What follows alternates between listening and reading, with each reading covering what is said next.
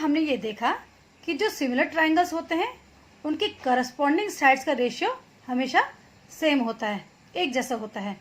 अब हम ये देखना चाहेंगे कि जो ये सिमिलर ट्राइंगल्स होते हैं, समरूप त्रिभुज होते हैं, इनके क्षेत्रफलों के अनुपात में और उनकी जो करस्पॉन्डिंग साइड्स के रेशियो में अनुपात में कोई संबंध है या नहीं है।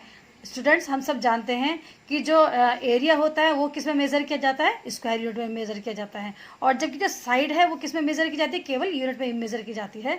तो इस प्रकार से हम एक ये उम्मीद करते हैं कि जो इनका जो एरिया होता है सिमिलर ट्राइंगल्स का, उनका रेशियो अगर हम लें तो हम ये देखना चाहेंगे कि इनके एरिया के रेशियो जो है किसके इक्वल होंगे, इनके करस्पॉन्डिंग साइड्स के रेशियो के स्क्वायर के इक्वल होंगे। अब हम ये देखना चाहते हैं कि ये बात कितनी सत्य है, तो इसके लिए हमारे पास सिमिलर ट्राइंगल्स के एरिया से रिलेटेड एक प्रमेय आती है। वो इस प्रकार से है कि दो समरूप त्रिभुजों के क्षेत्रफलों का अनुपात उनकी संगत भुजाओं के अनुपात का वर्ग होता है। यानी the areas of similar triangles are proportional to the squares on corresponding sides. इसको हम इस टाइप से भी लिख सकते हैं कि area of triangle ABC ratio area of triangle DEF is equal to AB ratio DE square equal to BC ratio EF square equal to AC ratio DF square. आप देख सकते हैं कि AB साइड के करस्पॉन्डिंग साइड DE है और BC side के corresponding side EF है और AC साइड के करस्पॉन्डिंग साइड DF है। हमने इनका रेशियो लेकर के स्क्वायर किया है। अब हम इसको प्रूव करने जा रहे हैं। इसको प्रूव करने से पहले हम क्या करेंगे कि ट्राइंगल ABC और ट्राइंगल DEF में हम क्या करेंगे, BC के परपेंडिकुलर हम AM एक रेखाखंड खींच देंगे और इसी टाइप से हम दूसरे जो इसका जो सिमिलर ट्राइंगल है DEF, इस पे भी हम जो DN परपेंडिकुलर टू EF हम खींच देंगे। अब हम आगे देखते हैं कि हम क्या करते हैं। स्टूडेंट्स, तो हम देखते हैं कि इस फिगर में क्या हो रहा है कि ट्राइंगल ABC और ट्राइंगल DEF ये दोनों क्या है, सिमिलर ट्राइंगल्स है। तो सिमिलर ट्राइंगल्स की जो प्रॉपर्टी होती है यानी समरूप त्रिभुज की जो विशेषता होती है, उस हिसाब से इनके जो करस्पॉन्डिंग साइड्स होने चाहिए वो क्या होना चाहिए, सेम रेशियो में होना चाहिए। Equal to BC ratio EF equal to AC ratio DF। ये सेम रेशियो में हो गया करस्पॉन्डिंग साइड्स। इसे हम इक्वेशन नंबर 1 डाल लेंगे। इसके बाद हम देखते हैं कि इसी फिगर में हमारे पास एक ट्राइंगल ABM बन रहा है और इस वाले सिमिलर ट्राइंगल में एक DEN बन रहा है जो हमने परपेंडिकुलर ड्रॉ करे थे। तो हम जानते हैं स्टूडेंट्स कि जो ये इसमें जो दो ट्राइंगल्स हैं इनमें ये देखिए यहाँ पे M पे 90 डिग्री एंगल बन रहा है, यहाँ पे N पे 90 डिग्री एंगल बन रहा है। दूसरे यहाँ पे B पॉइंट पे, ये B शीट्स पे क्या हो रहा है, यहाँ पे जितना एंगल है वही एंगल E पर भी बनेगा, क्योंकि ये दोनों कैसे ट्राइंगल्स थे, पहले से सिमिलर ट्राइंगल्स थे। तो इक्व एंगुलर ट्राइंगल्स होने की वजह से एंगल भी और एंगल E भी सेम होंगे और तब उस कंडीशन में क्या होगा, ये वाला एंगल A और यहाँ पे जो ये एंगल D बनेगा वो क्या हो जाएंगे, सेम हो जाएंगे। कि दो एंगल जब इक्वल होंगे तो थर्ड एंगल भी अपने आप ही इक्वल हो जाएगा। इस टाइप से ये वाला ट्राइंगल ABM और ट्राइंगल DEN भी क्या हो जाएंगे, सिमिलर ट्राइंगल्स हो जाएंगे। तो मैं स्टूडेंट्स यहाँ पे लिखने जा रही हूँ कि ट्राइंगल ABM तथा ट्राइंगल DEN में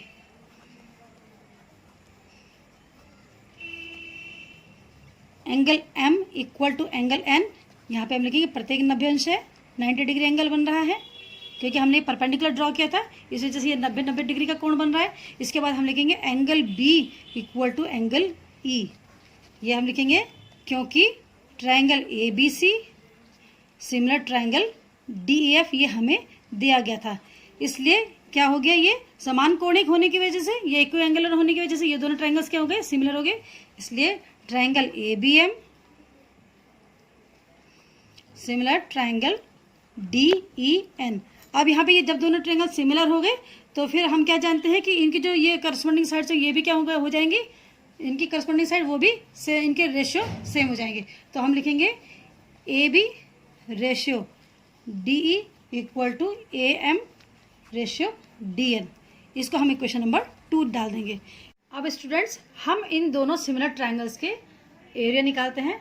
ट्राइंगल ABC का एरिया और ट्राइंगल DEF का area, half base into height हम जानते हैं कि ट्राइंगल का एरिया होता है।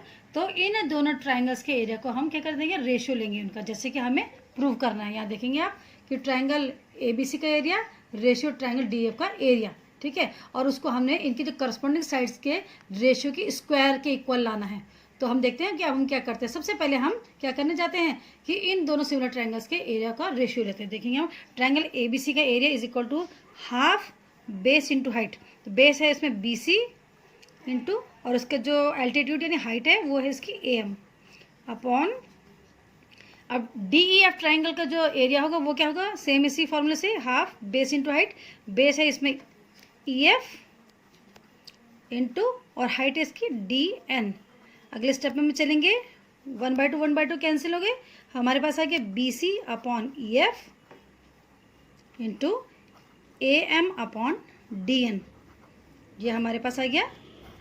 अब हम इसे क्वेश्चन नंबर 3 मान लेते हैं। अब हमें जो प्रूव करना है उसकी ओर हम आगे बढ़ने जा रहे हैं।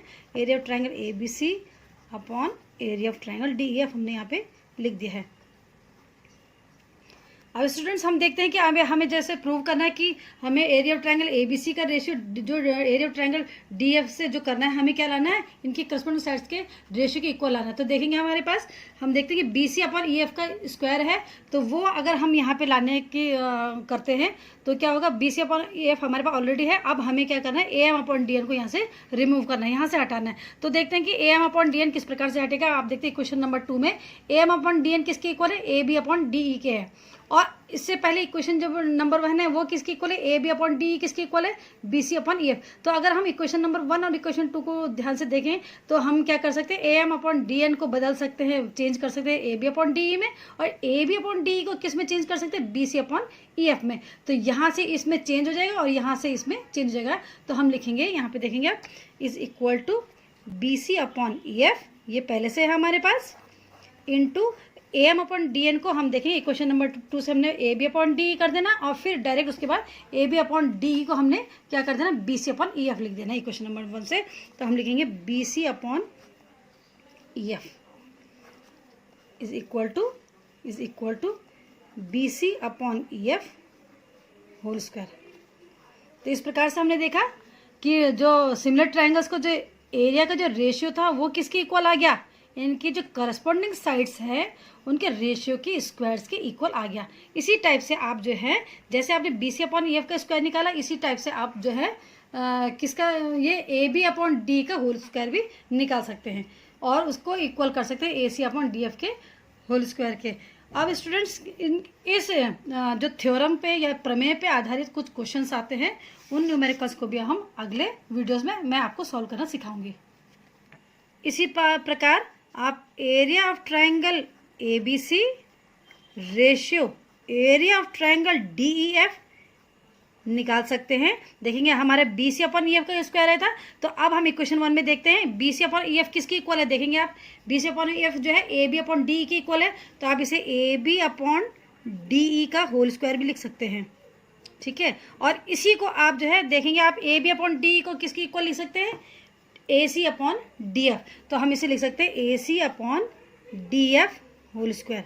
तो कहने का मतलब यह है कि अगर आप तीनों को एक साथ ले लें तो area of triangle ABC ratio triangle area of triangle DF is equal to, इन तीनों रेशियोज का स्क्वायर हम एक एक करके लिख देंगे।